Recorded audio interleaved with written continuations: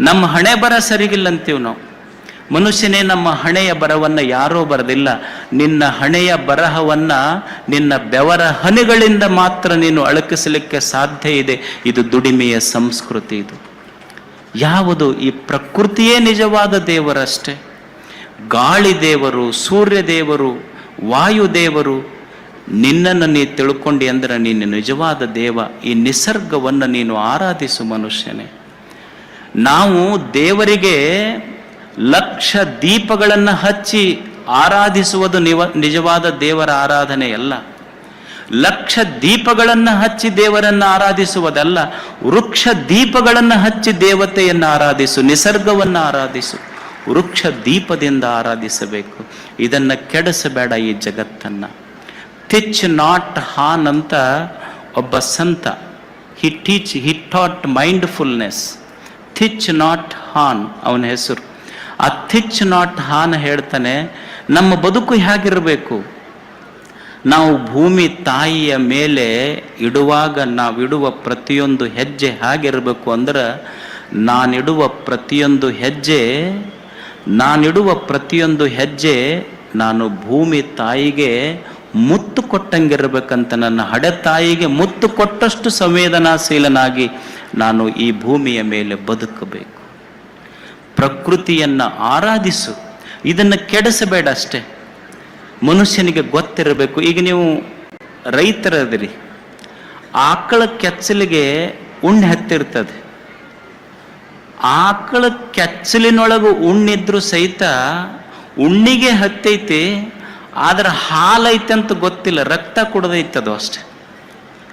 ಹಂಗ ಇಡೀ ಈ ಭೂಮಿ ತಾಯಿ ನಿಸರ್ಗ ದೇವತೆಯ ಮಧ್ಯದೊಳಗೆ ನಾವು ಹಾಲಿನ ಅಮೃತದ ರುಚಿ ಇದ್ರೂ ಸಹಿತ ಇದನ್ನು ಕೆಡಿಸಿ ಬದುಕಿದೀವಿ ಅಂದ್ರೆ ಆಕಳ ಕೆಚ್ಚಲಿಗೆ ಹತ್ತಿದ ಉಣ್ಣೆ ಇದ್ದಂಗೆ. ಯಾಕಂದ್ರೆ ಹಾಲಿನ ಸವಿ ನಮಗೆ ಗೊತ್ತಿಲ್ಲ. ಒಂದು ದುಂಬಿ ಇರ್ತದೆ. ದುಂಬಿ ಹೆಂಗೆ ಬದುಕ್ತೈತಿ ಅಂದ್ರೆ ದುಂಬಿ ಹೂವಿನಿಂದ ಹೂವಿಗೆ ಹಾರ್ತೈತಿ, ಹೂವಿನ ಮೇಲೆ ಹೂವಿಗೆ ಕೂಡ್ತೈತಿ. ಹೂವಿನಿಂದ ಹೂವಿಗೆ ಕುಂತರು ಸಹಿತ ಹೂವ ಕೆಟ್ಟಿಲ್ಲ, ಅದರ ಮಕರಂದ ಹೀರುವುದನ್ನು ಬಿಟ್ಟಿಲ್ಲ. ಇದು ಹೂಂಬಿಯ ಬದುಕಿದು. ಹಾಗೆ ಈ ಜಗತ್ತಿನೊಳಗೆ ನಾವು ಹೇಗೆ ಬದುಕಬೇಕು ಅಂದ್ರೆ, ಪ್ರಕೃತಿ ಕೆಟ್ಟಿರಬಾರದು, ಪ್ರಪಂಚ ಕೆಟ್ಟಿರಬಾರದು, ಮತ್ತು ಪರಮಾತ್ಮನನ್ನು ಬಿಟ್ಟಿರಬಾರದು. ಇದು ಪ್ರಕೃತಿಯೊಂದಿಗೆ ಮನುಷ್ಯ ಸಂವೇದನಾಶೀಲನಾಗಿ ಬದುಕುವ ಕಲಾ. ಇದು ಮನುಷ್ಯ ಹೀಗೆ ಬದುಕಬೇಕಷ್ಟೇ. ಈ ಪ್ರಕೃತಿಯನ್ನು ಕೆಡಿಸಬೇಡ, ನಿನ್ನ ದೇಹವನ್ನು ಕೆಡಿಸಬೇಡ, ಮನವನ್ನು ಕೆಡಿಸ್ಕೋಬೇಡ. ಈ ದೇಹ ಮನ ಇದನ್ನೆಲ್ಲ ಒಂದು ಕ್ಷಣ ಮನುಷ್ಯನೇ ಈ ದಿವ್ಯತೆಗೆ ನೀನು ಅರ್ಪಿಸುವುದಿದೆಯಲ್ಲ, ಅದು ಸಂಸ್ಕೃತಿ.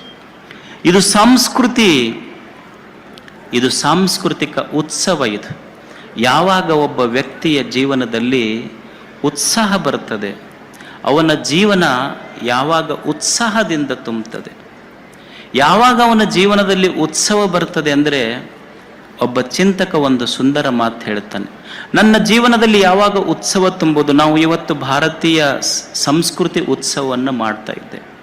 ಒಬ್ಬ ವ್ಯಕ್ತಿಯ ಜೀವನದಲ್ಲಿ ಉತ್ಸವ ಯಾವಾಗ ಆಗ್ತದೆ, ಉತ್ಸವ ಯಾವಾಗ ತುಂಬತೈತಿ ಅಂದ್ರೆ, ಒಬ್ಬ ಚಿಂತಕ ಬರೀತಾನೆ, ಯಾವಾಗ ನಿನ್ನ ಜೀವನ ಒಂದು ಸೆಲೆಬ್ರೇಷನ್ ಆಗ್ತದೆ. Life has to be celebrated, this life should become a celebration. ಯಾವಾಗ ಈ ಜೀವನ ಒಂದು ಉತ್ಸವ ಆಗ್ತದೆ, when you move your focus from competition to contribution, life becomes celebration. ಜೀವನ ಯಾವಾಗ ಒಂದು ಉತ್ಸವ ಆಗ್ತೈತಿ ಅಂದ್ರೆ, ಯಾವಾಗ ನಿನ್ನ ಜೀವನದಿಂದ ನನಗೆ ಬೇಕು ಅನ್ನುವುದು ಬಿಟ್ಟು ನಾನು ಬದುಕಿದ ಈ ಪ್ರಪಂಚಕ್ಕೆ ಮರಳಿ ಕೊಡಬೇಕನ್ನುವುದು ಯಾವಾಗ ನಿನ್ನ ಎದೆಯಾಗ ಮೂಡ್ತೈತಲ್ಲ, ಅಂದೇ ನಿನ್ನ ಜೀವನ ಉತ್ಸವ ಶುರು ಆಗ್ತದೆ. ನಿನ್ನ ಜೀವನದಲ್ಲಿ ಬರೇ ಬೇಕು ಅನ್ನುವುದಲ್ಲ, ನಿಸರ್ಗ ನಮಗಿಷ್ಟೆಲ್ಲ ಕೊಟ್ಟೈತೆಲ್ಲ, ಹೊಳ್ಳಿ ಈ ಜಗತ್ತಿಗೆ ದೇಶಕ್ಕೆ ನಾನು ಕೊಟ್ಟು ಹೋಗಬೇಕನ್ನುವ ಭಾವ ಬರಬೇಕು ನಮ್ಮಲ್ಲಿ. ನಮಗೂ ಕೊಡಬೇಕನ್ನೋದು ಗೊತ್ತಿಲ್ಲ, ಬರೇ ತಗೋಬೇಕನ್ನೋದು ಅಷ್ಟೇ ಗೊತ್ತೈತಿ ನಮಗೆ. ಒಬ್ರು ಯಾರೋ ನೌಕರಿ ಒಳಗಿದ್ರಂತ, ನೌಕರಿಯಿಂದ ರಿಟೈರ್ಡ್ ಆದ್ರು. ಅವರು ರಿಟೈರ್ಡ್ ಆದ್ಮೇಲೆ ಅವ್ರ ದೋಸ್ತಿಗೆ ಹೇಳಿದ್ರಂತವ್ರು, ಅಲ್ಲ ನನಗೆ ಯಾಕೋ ಅರ್ಧ ಪಗಾರ ಕೊಡಕತ್ತೈತಾರ ಜನ ಸರ್ಕಾರ. ಅವಾಗ ಅವ್ರ ದೋಸ್ತ್ ಹೇಳ್ದಲ್ಲ, ಮತ್ತೆ ರಿಟೈರ್ಡ್ ಆಗಿರಲ್ರಿ ನೀವು ಅರ್ಧ ಪಗಾರ ಕೊಡ್ತಾರೆ, ಕೆಲಸ ಏನೂ ಇರುವುದಿಲ್ಲ, ಅರ್ಧ ಪಗಾರ ಕೊಡ್ತಾರ. ಅವ್ರಂದ್ರಂತಿಲ್ಲ, ಮೊದಲು ನಮಗೇನು ಕೆಲಸ ಮಾಡ್ತಿದ್ದಿಲ್ಲ, ಆದ್ರೂ ಅವಾಗ ಪೂರಾ ಕೊಡ್ತಿದ್ರು, ಈಗ ಅದಕ್ಕೆ ಅರ್ಧ ಕೊಡ್ತಾರ ಗೊತ್ತಿಲ್ಲ ನಮಗಂತ. ಮೊದಲು ಏನೂ ಮಾಡಿಲ್ಲ ನಾವು.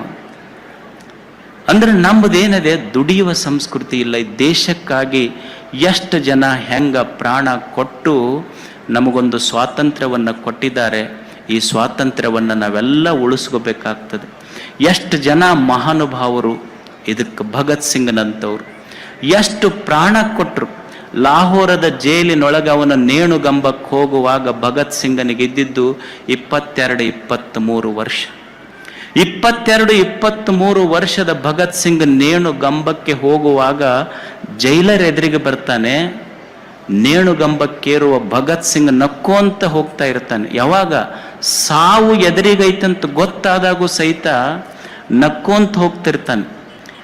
ಆ ಜೈಲರ್ಗೆ ಹೇಳ್ತಾನೆ, ಯಾರು Bhagat Singh, you are fortunate to be here. ನೀನು ಬಹಳ ಪುಣ್ಯ ಮಾಡಿ ಇಲ್ಲಿರ್ಬೇಕಾದ್ರ. ಯಾಕಂದ್ರ how Indian patriots are going to embrace death with love. ಭಾರತದ ರಾಷ್ಟ್ರ ಪ್ರೇಮ ಉಳ್ಳ ಭಕ್ತರು ಹೆಂಗ ಸಾವನ್ನ ಪ್ರೇಮದಿಂದ ಮಾತೃಭೂಮಿಗಾಗಿ ಸ್ವೀಕಾರ ಮಾಡ್ತಾರ ಅನ್ನೋದು ನೋಡುವ ಕ್ಷಣ ನಿನಗೆ ಸಿಕ್ಕೈತೆಲ್ಲ. ನೇಣುಗಂಬಕ್ಕೆ ಭಗತ್ ಸಿಂಗ್ ಹೋಗಬೇಕಾದ್ರೆ ಭಗತ್ ಸಿಂಗನ ತಾಯಿ ವಿದ್ಯಾವತಿ ಬಂದು ನಿಂತು ಕಣ್ಣೀರು ಹಾಕ್ತಿರ್ತಾಳೆ. ಯಾವ ತಾಯಿಗೆ ದುಃಖ ಆಗೋದಿಲ್ಲ ಹೇಳಿ, ತನ್ನ ಮಗ ನೇಣುಗಂಬಕ್ಕೆ ಹೋಗ್ತಾ ಇರುವಾಗ. 22-23 ವರ್ಷದ ತನ್ನ ಹೊಟ್ಟೆಯಲ್ಲಿ ಹುಟ್ಟಿದ ಮಗ ನೇಣುಗಂಬಕ್ಕೆ ಹೋಗುವಾಗ ತಾಯಿ ವಿದ್ಯಾವತಿ ನಿಂತು ಕಣ್ಣೀರು ಹಾಕ್ತಿರ್ತಾಳ. ಕಣ್ಣೀರು ಹಾಕುವಾಗ ಭಗತ್ ಸಿಂಗ್ ಅದನ್ನು ನೋಡಿ ತಾಯಿ ಹತ್ರ ಹೋಗಿ ಕಣ್ಣೀರು ಒರೆಸಿ ಅವ್ವಗೆ ಹೇಳ್ತಾನೆ, ಅವ್ವ, ಈ ದೇಶದ ಯಾವ ತಾಯಿ ಆದ್ರೂ ಅಳಬಹುದು, ಅಳ್ಳಿ, ಆದ್ರೆ ಭಗತ್ ಸಿಂಗನ ತಾಯಿ ಕಣ್ಣಾಗ ನೀರು ಬರಬೇಕ. ಅವಾಗ ತಾಯಿ ವಿದ್ಯಾವತಿ ಹೇಳ್ತಾಳ, ಮಗ ಭಗತ್ ಸಿಂಗ ನನಗೆ ಎದಕ್ಕೆ ಕಣ್ಣಾಗ ನೀರು ಬಂದೈತಿ ಅಂದ್ರೆ ನೀನ್ ನೇಣುಗಂಬಕ್ಕೆ ಏರಾಕತ್ತಿ ಅಂತ ಹೊಂಟಿಯಲ್ಲ, ಅದಕ್ಕೆ ನನಗೂ ದುಃಖ ಆಗಿಲ್ಲ ಮಗ. ನನ್ನ ಗರ್ಭದ ಮೇಲೆ ನನಗೆ ಸಿಟ್ಟು ಬಂದು ನನಗೆ ದುಃಖ ಆಗಕತ್ತೈತಿ. ಯಾಕಂದ್ರ ನನ್ನ ಗರ್ಭಕ್ಕೆ ಭಗತ್ ಸಿಂಗನಂಥ ಒಬ್ಬನೇ ಮಗನನ್ನ ಜನ್ಮ ಕೊಡುವ ಸಾಮರ್ಥ್ಯ ಬಂತೆ ಹೊರತು ಅಕಸ್ಮಾತ್ 10 ಜನರಿಗೆ, ಅಕಸ್ಮಾತ್ 10 ಮಕ್ಕಳಿಗೆ ನನ್ನ ಗರ್ಭಕ್ಕೆ ಜನ್ಮ ಕೊಡುವ ಸಾಮರ್ಥ್ಯ ಬಂದಿದ್ರ 10 ಮಕ್ಕಳಿಗೆ ದೇಶ ಸೇವಾ ಮಾಡಕ್ ಕಳಿಸ್ತಿದ್ದೆ. ನನ್ನ ಗರ್ಭದ ಮೇಲೆ ಸಿಟ್ಟಾಗಿ ಬಂದು ನೇಣುಗಂಬಕ್ಕೇರುವ ಭಗತ್ ಸಿಂಗ ತನ್ನ ತಾಯಿಗೊಂದು ಮಾತು ಹೇಳ್ತಾನೆ, ಯವ್ವ, ಇದು ಇವ ಒಬ್ಬನೇ ಭಗತ್ ಸಿಂಗ್ ಅಲ್ಲ, ನೇಣುಗಂಬಕ್ಕೆ ಹೋಗೋ ಭಗತ್ ಸಿಂಗ್ ಅಲ್ಲ. ಭಾರತದ ಯಾವ ಯಾವ ಮನೆಗಳಲ್ಲಿ ವಿದ್ಯಾವತಿ ಅಂತ ತಾಯಿ ಇರ್ತಾಳಲ್ಲ, ಅಂಥ ಎಲ್ಲ ಮನೆಗಳಲ್ಲಿ ಭಗತ್ ಸಿಂಗ್ರೇ ಹುಟ್ಟುತ್ತಾರ ಅನ್ನೋದು ನೇಣುಗಂಬಕ್ಕೇರುವಂಥ ಭಗತ್ ಸಿಂಗನ ಮಾತು. ಅದಕ್ಕೆ ಇದು ಇದು ಇದು ಈ ದೇಶಕ್ಕಾಗಿ ನಮ್ಮಲ್ಲೇನಿದೆ ಅಂದ್ರೆ I am first, nation last ನಮಗೆ. ಅದರ ನಿಜವಾದ ಸಂಸ್ಕೃತಿ ಯಾವುದು ಅಂದ್ರೆ nation first, I am last. ಇದು ನಿಜವಾದ ಸಂಸ್ಕೃತಿ. ಇದು ನಮ್ಮಲ್ಲಿ ಬರಬೇಕು. ಇಲ್ಲಿ 9 ದಿನಗಳ ಕಾಲ ಮಾತೃಶಕ್ತಿ ಸಂಗಮದಿಂದ ಹಿಡಿದು ಇಲ್ಲಿಯವರೆಗೂ ಒಂದು ಭಾರತೀಯ ಸಾಂಸ್ಕೃತಿಕ ಉತ್ಸವ ಇಲ್ಲಿ ನಡೆದಿದೆ. ಮೊದಲನೇ ದಿವಸ ತಾಯಿ ಕೈಯನ್ನು ತುತ್ತುಣ್ಣುವ ಕಾರ್ಯಕ್ರಮ, ಅಂದಿನಿಂದ ಹಿಡಿದು ಇಲ್ಲಿಯವರೆಗೆ ಕಾರ್ಯಕ್ರಮಗಳು ನಡೆದಾವಿಲ್ಲಿ. ಮೊದಲನೇ ಕಾರ್ಯಕ್ರಮ ಏನು? ತಾಯಿ ಕೈಯನ್ನು ತುತ್ತುಣಬೇಕು. ಎಷ್ಟು ಮಂದಿಗೆ ಸಿಗ್ತದೆ ಹೇಳ್ರಿ? ಹಣ ಇದ್ದವನಿಗೆ ಹೋಟೆಲ್ನಾಗ ನೀವು ಉಣ್ಬೇಕಾದ್ರೆ ಹಣ ಬೇಕು, ತಾಯಿ ಕೈಯನ್ನು ತುತ್ತು ತಿನ್ನಬೇಕಾದ್ರೆ ಋಣ ಬೇಕಾಗ್ತದಷ್ಟೇ. ಋಣ ಇದ್ದವನಿಗೆ ಮಾತ್ರ ಸಿಗ್ತದೆ. ಅದಕ್ಕಂಥ ಒಂದು ಋಣಾತ್ಮಕ ಬದುಕನ್ನು ಕಲಿಸುವುದಕ್ಕಾಗಿ ಮಾತೃಶಕ್ತಿ ಸಂಗಮ ಮೊದಲು ಮನೆಯಾಗಿನ ತಾಯಂದಿರಿಗೆ ರೆಡಿ ಮಾಡ್ಬೇಕಂತ ಅವರು ಮೊದಲನೇದು ಅದು ರೆಡಿ ಮಾಡ್ಯಾರ. ಯಾಕಂದ್ರೆ ಅವರು ಸರಿಯಾಗಿ ಬಿಟ್ರೆ ಉಳಿದಿದ್ದ ಮನೆಯೆಲ್ಲ ತಾನ ಸರಿ ಆಕೈತದ. ಒಬ್ಬವ ಪುಸ್ತಕ ಬರೆದಿದ್ನಂತಂದು, ಅದು ಪುಸ್ತಕ ಭಾರಿ ಸೇಲ್ ಆತಂತದ್ದು, ಭಯಂಕರ ಸೇಲ್ ಆತದು. ಅನ್ಲಿಮಿಟೆಡ್ ಒಂದು 50 ಮುದ್ರಣ 100 ಮುದ್ರಣ ಹೋತಂತ. ಉಳಿದು ಬರೆಯವರಿಗೆ ಬರಹಗಾರರಿಗೆಲ್ಲ ಸಿಟ್ಟು ಬಂತಂತ. ಇವ ನಮ್ಮ ಮಗ್ಗಲಿದ್ದು ನಾವು 100 ಪುಸ್ತಕ ಬರೆದಿವಿ, ನಮ್ಮದು ಸೇಲ್ ಆಗುವಲ್ದು. ಇವ ಒಂದ ಪುಸ್ತಕ ಬರೆದನ ಇಷ್ಟ ಹೆಂಗ್ ಸೇಲ್ ಆತು ಏನಾರ ಅಂತ ಕೇಳಕ್ ಬಂದ್ರು. ಅವ ಪುಸ್ತಕ ಬರೆದಿದ್ದ, ಅದ್ರ ಹೆಸರು ಏನಿತ್ತು ಅಂದ್ರೆ ಹೌ ಟು ಚೇಂಜ್ ಲೈಫ್. ಆದ್ರೆ ತಪ್ಪು ಮಿಸ್ಟೇಕ್ ಆಗಿ ಏನಾಗಿತ್ತು, ಅದು ಯಾಕೆ ಸೇಲ್ ಆಗಿತ್ತು ಅಂದ್ರೆ ಹೌ ಟು ಚೇಂಜ್ ಲೈಫ್ ಹೋಗಿ ಹೌ ಟು ಚೇಂಜ್ ವೈಫ್ ಅಂತ ಆಗಿತ್ತು, ಅದಕ್ಕೆ ಸೇಲ್ ಆಗಿತ್ತು ಅದು ಅಷ್ಟೆ. ಅವ್ರೇನು ಬದಲಾಗವ್ರಲ್ಲ ಬಿಡೋರಲ್ಲ, ಆದ್ರೆ ಮಾಡಕ್ ಮಂದಿ ಪ್ರಯತ್ನ ಬೆನ್ನು ಹತ್ತಿತ್ತದು. ನೀವು ನೋಡ್ರಿ ಸುಮ್ಮನೆ ಹೆದರ್ತಾರೋ. ಒಂದು ಸುಮ್ಮನೆ ಕೈಯಾಗಿನ ಫೋನ್ ವೈಬ್ರೇಟ್ ಆಗಕತ್ತಿತ್ತು ಅಂದ್ರೆ ಅದು ಮಿಸ್ ಕಾಲ್ ಅಂತ ತಿಳ್ಕೊಬೇಕು, ಮತ್ತು ಫೋನ್ ಹಿಡ್ದವನು ವೈಬ್ರೇಟ್ ಆಗಕತ್ತಿತ್ತಂದ್ರೆ ಮಿಸ್ಸಸ್ ಕಾಲ್ ಅಂತ ತಿಳ್ಕೊಬೇಕು. ಅದಷ್ಟು ಅಂದ್ರೆ ಮನ್ಯಾಗ ಅವ್ರನ್ನ ರೆಡಿ ಮಾಡಬೇಕು ಅನ್ನೋದು ಪಾಟೀಲ್ಜಿದು. ಮೊದಲು ಅವ್ರು ರೆಡಿ ಮಾಡಬೇಕು. ಮತ್ತು ಒಂದು ಮನಿ ನಡೆಸೋದೈತಲ್ಲ, ಒಂದು ಮನಿ ನಡೆಸೋದು ಅಷ್ಟು ಹಗರ ಕೆಲಸ ಅಲ್ಲ.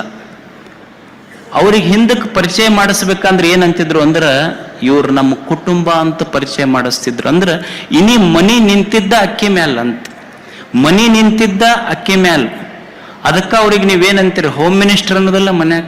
ಮತ್ತು ಒಂದು ಸಣ್ಣ ಮನಿ ಕುಟುಂಬ ನಡೆಸೋದು ಅಂದ್ರೆ ಒಂದು ಸರ್ಕಾರ ನಡೆಸ್ದಂಗೆ, ಅದು ಅಷ್ಟು ಹಗರ ಕೆಲಸ ಇಲ್ಲ. ಮತ್ತು ಅವರು ಒಂದೊಂದು ಖಾತೆ ನಿರ್ವಹಣೆ ಮಾಡ್ತಾರ. ಅವ್ರು ಈಗ ಹೆಣ್ಮಕ್ಳು ಇರ್ತಾರ, ಮನ್ಯಾಗ ಹೋದ್ರು, ಅಡಿಗೆ ಮನ್ಯಾಗ ಹೋದ್ರು ಅಂದ್ರೆ ಆಹಾರ ಖಾತೆ ಸಚಿವರವ್ರು. ಮತ್ತು ಬೆಡ್ರೂಮಿಗೆ ಹೋದ್ರು ಮಕ್ಕೊಳಕಂದ್ರ ವಸತಿ ಖಾತೆ ಸಚಿವರು. ಮತ್ತು ಡೈನಿಂಗ್ ಇದ್ರೊಳಗೆ ಟಿವಿ ಹಾಲ್ನಾಗ ಕುಂತು ಟಿವಿ ಗಿವಿ ನೋಡಕತ್ರು ಅಂದ್ರೆ ಕನ್ನಡ ಮತ್ತು ಸಂಸ್ಕೃತಿ ಇಲಾಖೆ ಸಚಿವರವ್ರು. ಮತ್ತು ಅವ್ರು ಕೊಟ್ಟ ನೆನಪಿನ ಕಾಣಿಕೆ ಸೀರೆ ಅವರಿಗೆ, ಅವ್ರು ಕೊಟ್ಟ ಸೀರೆ ಇವ್ರಿಗೆ, ಇವ್ರು ಕೊಟ್ಟ ಬಟ್ಟೆ ಅವ್ರಿಗೆ, ಅವ್ರು ಕೊಟ್ಟ ಬಟ್ಟೆ ಇವ್ರಿಗೆ ಒಯ್ದು ಆಯರಿ ಮುಯಿ ಮಾಡ್ತಾರಲ್ಲ, ಅವಾಗ ಅವರು ಸಮಾಜ ಕಲ್ಯಾಣ ಸಚಿವರವ್ರು. ಯಾಕಂದ್ರೆ ಅವ್ರಿಗೆ ಇವ್ರದ್ದು ಅವ್ರಿಗೆ ಹಂಚಬೇಕಲ್ಲ. ಮತ್ತು ಗಂಡ ಸುಮ್ಮನೆ ಇರುವುದಿಲ್ಲ, ಅದು ಕುಡ್ಯಾಕ ರಾತ್ರಿ ರೊಕ್ಕ ಕೇಳ್ತಿತ್ತದು. ಕುಡ್ಯಾಕ ರಾತ್ರಿ ಅದಕ್ಕೆ ಕಾಡಿ ಬೇಡಿ ರೊಕ್ಕ ಕೊಟ್ರು ಅಂದ್ರೆ ಅವ್ರ ಅಬಕಾರಿ ಖಾತೆ ಸಚಿವರವ್ರು. ಮತ್ತದು ಕುಡ್ದು ಎಲ್ಲೋ ಬಿದ್ದು ಕಾಲ್ಗೆಲ್ ಮುರ್ಕೊಂತು ಅಂದ್ರೆ ಅದಕ್ಕೆ ಕರ್ಕೊಂಬಂದು ಜೋಪಾನ ಮಾಡ್ಬೇಕಲ್ಲ, ಆರೋಗ್ಯ ಮತ್ತು ಕುಟುಂಬ ಕಲ್ಯಾಣ ಖಾತೆ ಸಚಿವರವ್ರು. ಎಲ್ಲ ಖಾತೆಗಳನ್ನು ನಿಭಾಯಿಸಬೇಕಾಗ್ತೈತಿ. ಅದಕ್ಕೆ ಮಾತೃ ಸಂಗಮದಿಂದ ಹಿಡ್ಕೊಂಡು ದೇಶ, ಧರ್ಮ, ಸಂಸ್ಕೃತಿಯವರೆಗೆ ಸುಮಾರು 9 ದಿನಗಳ ಈ ಸಾಂಸ್ಕೃತಿಕ ಉತ್ಸವ ನಮ್ಮೆಲ್ಲರಿಗೆ ಪಾಟೀಲ್ಜಿಯವರು ಇಲ್ಲಿ ದರ್ಶನ ಮಾಡಿಸಿದ್ದಾರೆ. ಇದು ಒಂದು ಈಗ ನೋಡಿ, ಹಿಂದೆ ಈ ನಾಡಿನ ಅನುಭಾವಿಗಳು ಏನು ಮಾಡಿದ್ರು ಅಂದ್ರೆ, ದೇವರು ನಮ್ಮ ಕಣ್ಣಿಗೆ ಕಾಣೋದಿಲ್ಲ. ಕಣ್ಣಿಗೆ ಕಾಣದ ದೇವ ಹೇಗಿದ್ದ ಅಂದ್ರೆ ಅವ ಜಗದಗಲ ಮುಗಿಲಗಲ ಮಿಗೆಯಗಲ. ಜಗದಗಲ ಮುಗಿಲಗಲ ಮಿಗೆಯಗಲವಾದ ದೇವನನ್ನ ಸುಮ್ಮನೆ ನಮ್ಮ ಕೈಯೊಳಗೊಂದು ಇಷ್ಟಲಿಂಗದ ಮುಖಾಂತರ ತಂದಿಟ್ಟು ಇದು ದೇವರು ಅಂತ ಕೈಯಾಗ ತೋರಿಸಿದ್ರವ್ರು. ಎಲ್ಲಿ? ಇಷ್ಟಲಿಂಗದೊಳಗೆ.